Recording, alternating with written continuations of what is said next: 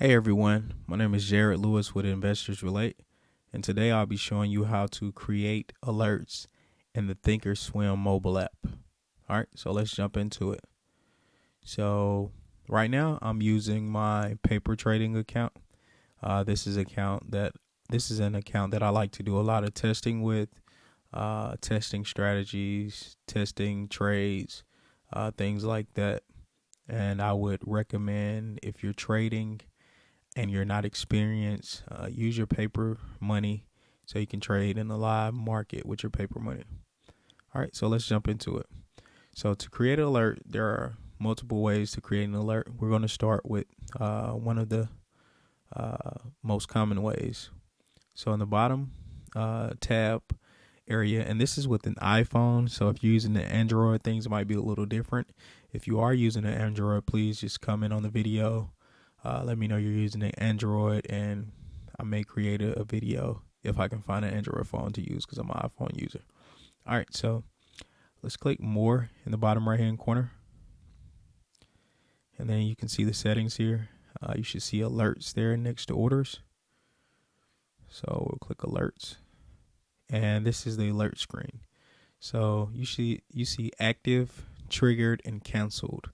So active alerts will be alerts showing that you have created that have not yet alerted you yet. They've not triggered yet. So whatever the conditions of the alerts are, the stock hasn't met those prices yet. So triggered would be alerts that you created that have triggered and hit the prices that you set. So they already alerted you. Cancel would be alerts that you created and cancel for whatever reason.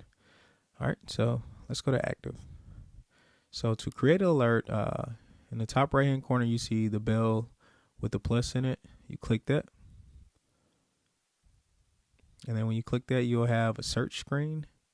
So let's search Roku. ROKU, sorry.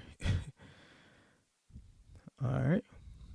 So Roku closed the market. This is after hours, so no price is moving. So Roku closed at 101.83. And after hours, Roku bid was 101.50. The ask was 101.80. 101.80.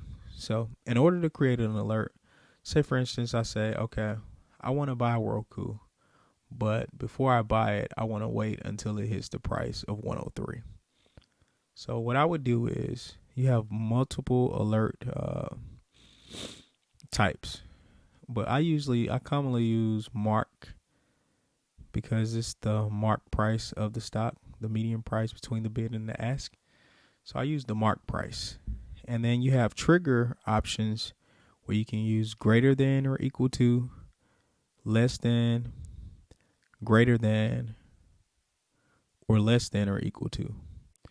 The difference between the greater than or equal to and the less than or equal to are that, well, the difference they are between just the regular greater than or less than is with the equal to, the stock has to, when the stock actually hits that threshold price, then the alert goes off.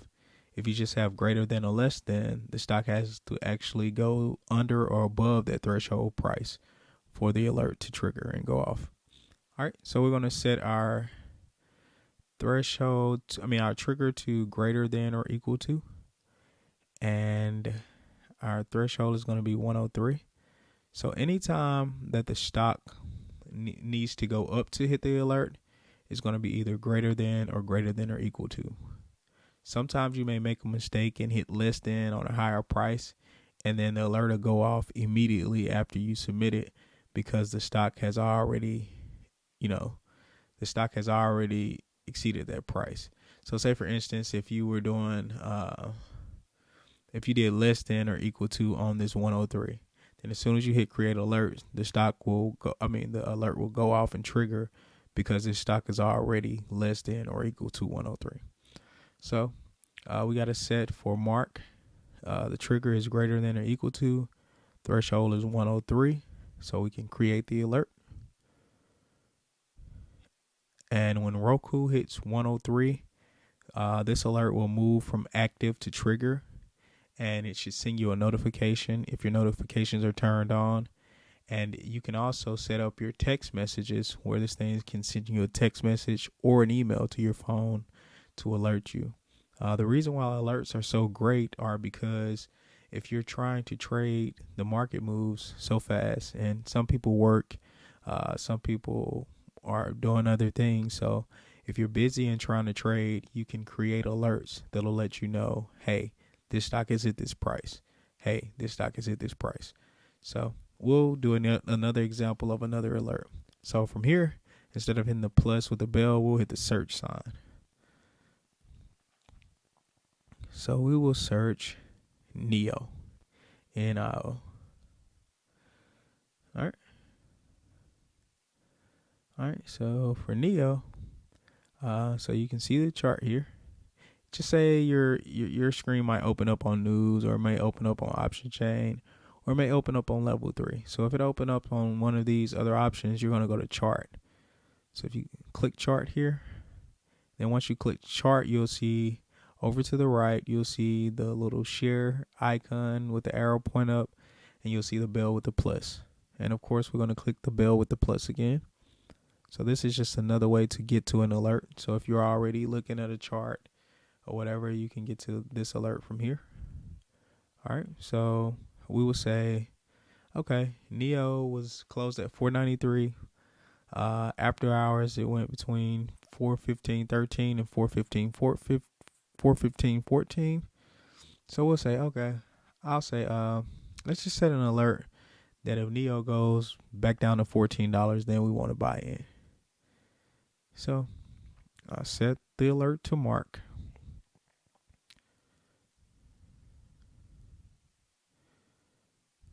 All right. And then I will say less than or equal to. Like, you can pick less than, you can pick greater than, but I just like using less than or equal to and greater than or equal to. And I'll set my threshold to $14. All right. And then I'll create the alert. And there's the NEO alert. So when NEO drops below $14, this alert will trigger. If it doesn't drop below $14 and it just shoots up to 20, then I might want to just go in here and just cancel the alert. So let's just show you how, if I cancel the alert, what will happen. So I hit cancel the alert. Yes. And then the cancel is complete. NEO is no longer showing inactive. I go to cancel. NEO is showing in cancel. So this is just the scope of how alerts work. I want to show you a quick alert when you're in a position. Yo, don't be looking at these. Don't be looking at these positions like, man, you down 76%, you down 21%. This is like a test account, okay? Look at my account value. It's down negative 5,000%. That's impossible, right? I guess not if you got margin, but this is a test account, so I do a lot of testing and trying different things in this account. So just say, for instance, we're in a Facebook position. Just right now, you see that Facebook. Let's go back. So you see that Facebook contract. It's a Facebook July 15th, 2:05 call for July 15th, 2022. And just say I'm down 21%. I say, okay, if I go down more, I want to stop my losses. So usually on a swing trade, I stop my losses at a negative 50%. So I see I'm down 21%, which is $415. So I go over here, scroll to the right. I want to see how much I paid for this. So my trade price was $19. So $19 is the amount of money I paid for this. So if I want to set a stop loss at 15% or an alert, a negative 50%. If I want to set an alert for negative 15%, first I need to know what 50% of $19 is. I mean, I can count it from my head. 15% of $19 is $9.50 in my head, but I want to show you a way to get that. So if you're entering a position and you say, okay, I want to create an alert. I want to create an alert for, negative 50%, and I paid $19 for the contract. So we'll say $19. So we'll just say 0.00 $19 times 0.50. That's 950. All right, so if that's 950, the way you would do it is you just say 19. So 50% of $19 is 950. So you say $19 minus $9.50. And of course you get 950. So 950 is your alert price, which will alert you when this stock is down 50%. So let's go here. So we'll click on this actual contract. So you see there's the contract on the Facebook right here. This is the contract that says the 15 July 22 205 calls. We'll just click anywhere to the right of that where the red is. And now we're on this screen. This is the actual Facebook contract screen. So if we wanted to create an alert for this, we can hit create an alert, FB 15 July 22 205C 100 alert. And that's right under closed position. So we'll click create an alert. All right. So like I said, I like doing mark here. All right. And then I want to say less than or equal to. Then I want to change my threshold to 950. So I create an alert here. And you can see the contract alert right there. So not only can you create alerts just on stocks, you can also create alerts on option contracts.